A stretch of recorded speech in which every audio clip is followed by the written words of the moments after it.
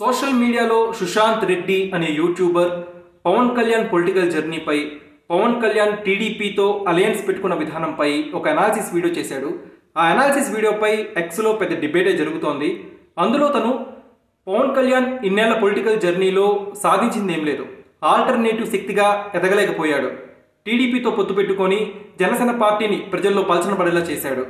అలానే సిచ్యువేషన్స్ తనకి ఫేవర్గా వచ్చినా కూడా జనసేన పార్టీని బలపరుచుకునే దిశగా పవన్ కళ్యాణ్ కృషి చేయలేకపోయాడు అనే విధంగా అతను కొన్ని పాయింట్స్ని హైలైట్ చేయడం జరిగింది. దాంతో చాలామంది ఏకీభవిస్తున్నారు కూడా. అయితే దీన్ని అదనుగా చేసుకొని కొంతమంది యాంటీ జనసేన ఫాలోవర్స్ అనుకోవచ్చు, వాళ్ళందరూ ఏం కామెంట్స్ చేస్తున్నారంటే అసలు పవన్ కళ్యాణ్ అనే వ్యక్తి రాజకీయాలకి అన్ఫిట్, అతను రాజకీయాలకి పనికిరాడు అనే విధంగా కామెంట్స్ చేస్తున్నారు. వాళ్ళందరికీ సమాధానం చెప్పాలనిపిస్తుంది, అందుకే వీడియో చేస్తాను. పవన్ కళ్యాణ్ వ్యూహాలతో మీరు ఏకీభవించండి, ఏకీభవించకపోండి. పవన్ కళ్యాణ్ స్ట్రాటజీస్ వర్క్ అవ్వచ్చు, వర్క్ అవ్వకపోవచ్చు. అతను ఎన్నికల్లో గెలవచ్చు, దారుణంగా ఓడిపోవచ్చు. అయితే పవన్ కళ్యాణ్ అనే వ్యక్తి పాలిటిక్స్లో ఎందుకు ఇంపార్టెంటో మీకు చెప్తాను. ఫస్ట్ పాయింట్, భారతదేశంలో రైతులు కష్టాల్లో ఉంటే ఏ పొలిటీషియన్ అయినా వాళ్ళ సొంత డబ్బు ఖర్చు పెట్టి ఆ రైతుల కష్టాలు తీర్చగలిగాడా? అట్లీస్ట్ కొంతైనా పవన్ కళ్యాణ్ తీర్చాడు. అలాంటి పొలిటీషియన్స్ని మనం వేలలో లెక్కపట్టచ్చు. అలాంటి రేర్ పొలిటీషియన్స్లో పవన్ కళ్యాణ్ ఒకడు. రైతు భరోసా యాత్ర పేరుతో పవన్ కళ్యాణ్ తన సొంత డబ్బులు ఖర్చు పెట్టి కౌలు రైతుల కష్టాలు తీర్చాడు. నేను అధికారంలోకి వచ్చాక మీ కష్టాలు తీరుస్తాను అనే విధంగా పవన్ కళ్యాణ్ కామెంట్స్ ఏం చేయలేదు. ఆ టైంలో తను ఏం చేయగలను ఆలోచించాడు, తన సొంత డబ్బు ఖర్చు పెట్టాడు. దానికి ప్రూఫ్స్ కూడా ఉన్నాయి, మీరు కావాలంటే గూగుల్లో వెతుక్కోవచ్చు. అలానే సుగాలి ప్రీతి ఇష్యూ అండి. సుగాలి ప్రీతి ఇష్యూ కోసం ఎంతమంది ఫైట్ చేశారు? ఏ పొలిటీషియన్ నిలబడ్డాడు?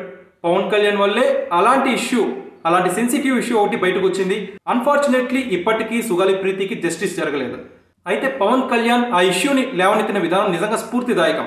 కామన్ మ్యాన్ తరపున పవన్ కళ్యాణ్ నిలబడతాడు అనే దానికి అదొక ఎగ్జాంపుల్. అలానే మత్స్యకారుల కోసం పవన్ కళ్యాణ్ ఎంతో ఫైట్ చేశాడు.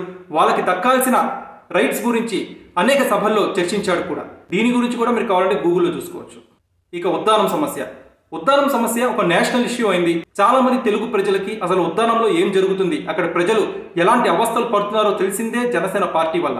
ఎందుకంటే పవన్ కళ్యాణ్ అక్కడికి వెళ్ళి ఆ ప్రజలతో మాట్లాడి వాళ్ళు ఎలాంటి సమస్యలకు గురవుతున్నారు, వాళ్ళకి ఏం కావాలి అని అందరికీ తెలియజేసేలా ఒక ప్రెస్ మీట్ నిర్వహించి ఆ ప్రెస్ మీట్లోకి వాళ్ళని తీసుకువచ్చి వాళ్ళతో మాట్లాడించి అదొక నేషనల్ ఇష్యూలా చేసి అందరి దృష్టి ఆ ఉద్దానం సమస్యపై పడేలా చేశారు. ఇది కూడా పవన్ కళ్యాణ్ కామన్ మ్యాన్ తరపున నిలబడతాడు అనేదానికి ఒక ఎగ్జాంపుల్. ఇలాంటివి చాలా ఉన్నాయి. చాలా మంది ప్రజలు బయటకు వచ్చి పవన్ కళ్యాణ్ వల్ల మేము ఇంత లాభపడ్డాం, పవన్ కళ్యాణ్ మాకు ఇచ్చేశాడు, అది చేశాడని చెప్పి అనేక సార్లు మీడియా ముందుకు చెప్పారు. అది కూడా యూట్యూబ్ వీడియోస్లో మీరు చూసుకోవచ్చు. సో పవన్ కళ్యాణ్ ఒక ఆనెస్ట్ పొలిటీషియన్ నాకు అనిపిస్తుంది. ఇన్నేళ్ల పొలిటికల్ కెరీర్లో పవన్ కళ్యాణ్ ఇలా పలానా ఏరియా కబ్జా చేశాడు, ఇలా పవన్ కళ్యాణ్ పలానా కరప్షన్ చేశాడు అనే ఎలిగేషన్స్ మీరు ఎప్పుడన్నా విన్నారా? సో పవన్ కళ్యాణ్ నిజంగానే సర్వీస్ చేద్దామని వచ్చాడు. ఆ సర్వీస్ చేసే ప్రయత్నంలో అధికార పార్టీని ఓడించాలి అనే లక్ష్యంతో తాను కొన్ని వ్యూహాలు పనుకొని ఉండొచ్చు. అందులో భాగంగానే టీడీపీతో పొత్తు పెట్టుకుని ఉండొచ్చు. అలానే పవన్ కళ్యాణ్ ఓట్ షేర్ బాగా పెరిగింది అనేది మాత్రం వాస్తవం. గోదావరి జిల్లాలో చూసుకుంటే పవన్ కళ్యాణ్ ఓట్ షేర్ గణనీయంగా పెరిగింది అని చెప్పి అనేక సర్వే సంస్థలు వెల్లడిస్తున్నాయి. సో పవన్ కళ్యాణ్ 2014 తర్వాత 2019 తర్వాత ఇప్పుడు మరింత బలపడ్డాడు అనేది మాత్రం వాస్తవం. సో పవన్ కళ్యాణ్ ఇన్నేళ్ల పొలిటికల్ కెరీర్లో తను చాలా నేర్చుకున్నాడనే నేను అనుకుంటున్నాను. అలానే ప్రజలకి చాలా సందర్భాల్లో ఉపయోగపడ్డాడనే నేను అనుకుంటున్నాను. ఏ పొలిటికల్ లీడర్కైనా ఉండాల్సిన అర్హత ఏంటి? తిను ప్రజల తరపున పోరాడతాడు అనే నమ్మకం ఉండడం. అలాంటి నమ్మకం ప్రజలకి పవన్ కళ్యాణ్ అనేక సందర్భాల్లో ఇచ్చాడు. సో పవన్ కళ్యాణ్ అనే వ్యక్తి పాలిటిక్స్కి నిజంగా 100% అవసరం. అతను రాజకీయ వెబ్ చేయాలని చెప్పి చాలా మంది కామెంట్స్ చేస్తారు. అసలు రాజకీయాలకే పనికిరాడు అనే విధంగా కామెంట్స్ చేస్తారు. అసలే కరప్షన్ మరకలేని ఒక వ్యక్తి పాలిటిక్స్లోకి వచ్చి పాలసీస్ ప్రకారమే విమర్శిస్తూ రాజకీయాలు చేస్తుంటే అతనితో ప్రాబ్లం ఏంటో నాకు అర్థం కావట్లా. ఇప్పటికీ చెప్తున్నా, అతని వ్యూహాలతో అతని స్ట్రాటజీస్తో మీరు ఏకీభవించండి, ఏకీభవించకపోండి.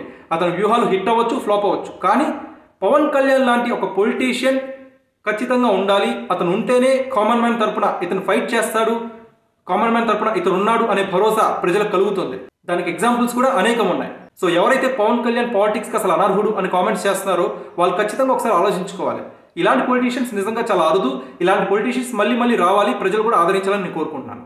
నా ఒపీనియన్లో ఏమైనా తప్పులుంటే క్షమించండి.